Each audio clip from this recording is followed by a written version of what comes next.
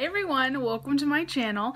Today's video is like extra special good because I've been working on something for a while now that I wanted to share with you all today, and that is my foundation review series. Okay, in all seriousness, I'm going to be doing a foundation review series. This is basically where I use a foundation for about a week. I use it at work, I use it at home, I use it at my boyfriend's house, I use it at school, I wear it outside, inside, I use it with a brush, I use it with a sponge, I use it with primers, I use it with powder, no powder, everything in between, and really get the tea for you guys on these foundations. So today I'm going to be starting off with a foundation, and let me break down to you how this is going to work.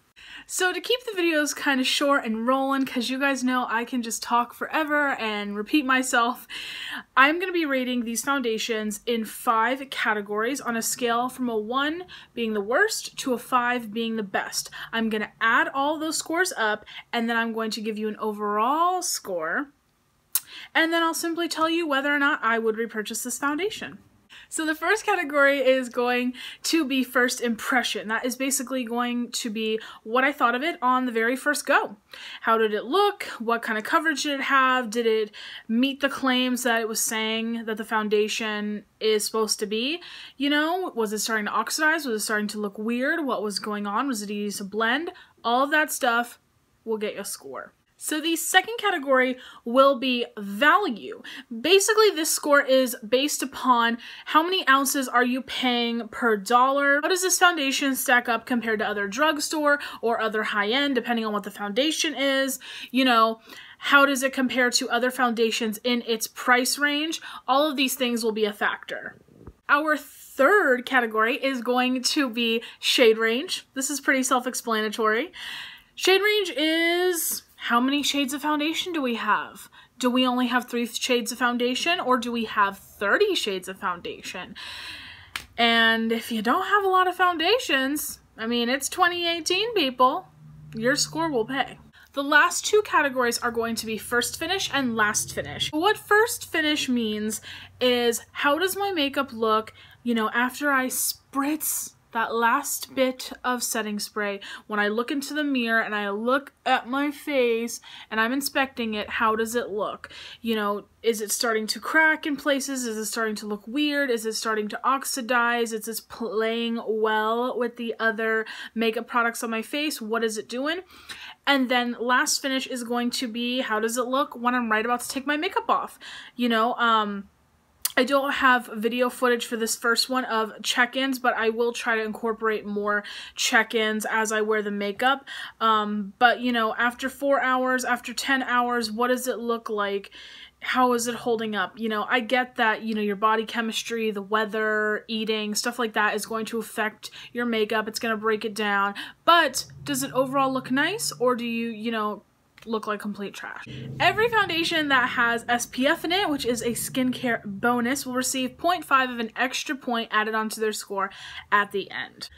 So, episode 1, the first foundation I'm going to introduce you all to is the NYX or NYX Total Control Foundation Drops. Now, this is a glass bottle and it does have a dropper inside. I am in the shade TCDF05. That stands for Total Control Drop Foundation 05 Light Clair. I do think this is a wee bit light for me. I would have gone 1 shade darker if I could. It's just a little light on my face compared to like my neck and chest area. I am 25 years old. I do have oily skin. The website basically explains this to be a velvety matte foundation. Now, the kind of cool thing about this is it's called Total Control for a reason. You are totally in control. They basically designed it so that you can put a little bit of foundation and get a very sheer coverage, or you can add more foundation and really build it up to a completely full coverage mug, which is pretty cool because it makes it very versatile. You know, a lot of times, you know, people have to buy the, you know, the sheer foundations, or you have to go and buy out your full coverage foundations. But this is cool because you can buy this, and depending on, you know, your mood, the moons, what side of the bed you got up on that day, you can control what your foundation looks like. So I think that that's cool, and I also think that that's great for makeup artists, especially ones that are starting out. You might not have a lot of clientele, you're not bringing in as much money, but you know, you still have to have a kit. I think this is great because you're going to be able to get a lot out of this. So people that have, you know, not so much problematic skin, don't really need to cover anything up, just kind of want a light wash of color, you can use this. And people that need a lot of help, or maybe just prefer a really full coverage face, you can use this. Now I do think this is probably better for someone with oily skin, just because it does say velvety matte, but velvety does mean to me that it's going to be a little bit more of a skin-like finish, which I do like. Okay, so this is a water-based foundation, meaning it's very liquidy and it tends to separate, so you gotta shake it like a Polaroid picture. I'm gonna use the same amount on both sides and show you guys how I used it with a sponge and with a brush.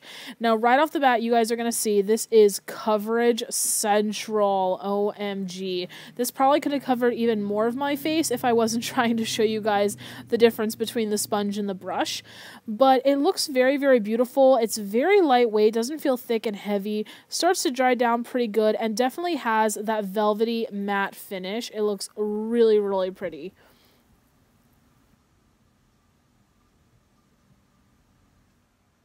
Now with the brush side, it definitely sheared out a lot. I definitely would recommend using with the sponge hands down unless you really want something really sheer. But I just wasn't 100% thrilled with the way that it applied with the brush. So for first impressions, I'm giving it a 4, just because I thought it was super duper beautiful on the sponge side, but on the brush side, I wasn't too thrilled about the way it came out. I didn't think it was horrible, but I just didn't think it was as perfect as the other side, so that's why I'm dinging it a little bit. But overall, it looked really nice.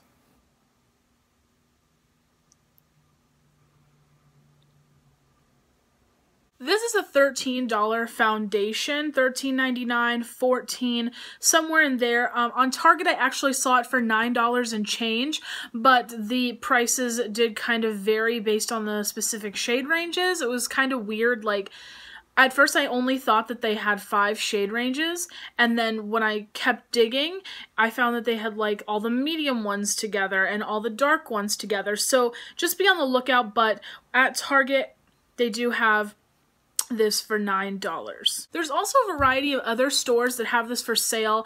Belk, NYX's website, Ulta, I'm reading my notes right now, beautyplussalon.com.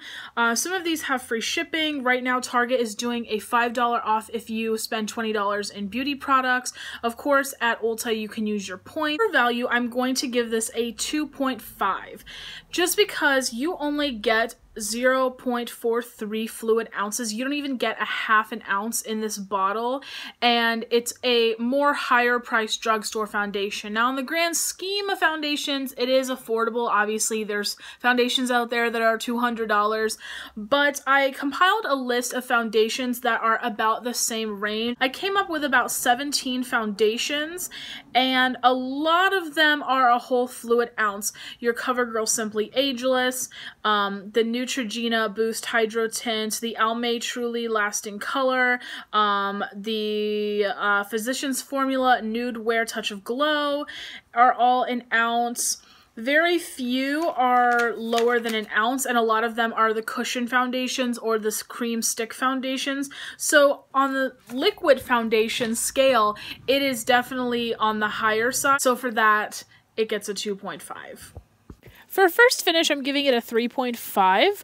I did like the way it turned out. There were a couple places that looked kind of dry and were grabbing the texture, and the nose part did wear away a little bit, but overall it did look pretty dang good. Hi guys, so I wanted to give you all a check-in of how my makeup looks almost 10 hours later. So here's a little close-up for you guys.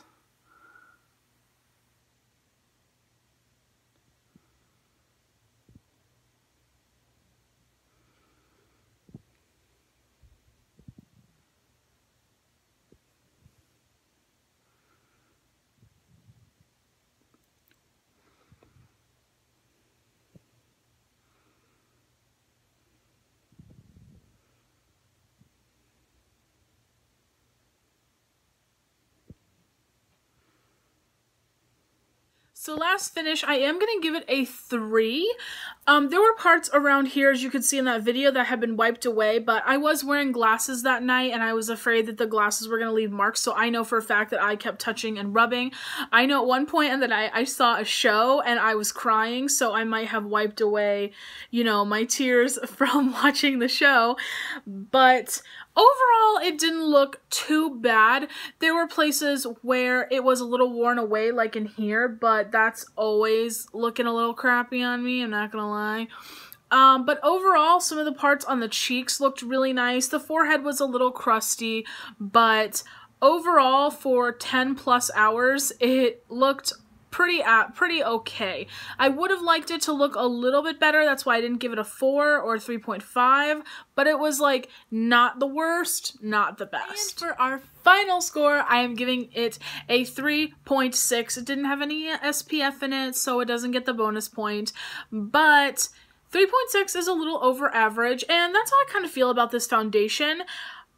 Compared to other NYX foundations, this is their highest priced one, and I think that because of the value of it, I don't think that I would repurchase this. I mean, it's one of those foundations, like, maybe if I had the extra money, I would, but it's kind of hard when I use things like the Maybelline Fit Me or the Lumi foundation by L'Oreal. Those are half the price of this one. You get a full fluid ounce, and you guys know I love Maybelline Fit Me. So for that reason, I don't think that it's bad. I just think that there's other things that I really, really like more. So I mean, maybe if this foundation was like $7 or $8, I would 100% repurchase this, but because it's so expensive for a drugstore, and it really is one of the highest priced drugstore foundations, like the only ones that I could find that were higher than this one were some from JCat Beauty. Those were like 18 and they were cushion foundations, but yeah, I mean, I don't think this one is terrible, but for the price and it being like my opinion, I don't think that I would repurchase this. Alright, ladies and gentlemen, I hope you found this review helpful. Maybe this made you want to buy this foundation, maybe that didn't make you want to buy this foundation. That's why I'm kind of doing this, to kind of test things out, because you never know what's behind the corner waiting to be used that's so fabulous. Thank you guys always so much for loving and supporting me and liking and subscribing to all my videos. If there is a foundation that you guys want to see, I would totally be down to review it. I mean, maybe not like the La Prairie, like $200 foundation, but you know, someplace under the $60 mark, I think I can do. Just let me know and I would be happy to review it for you guys. I love you so much and I will see you in my next video. Bye!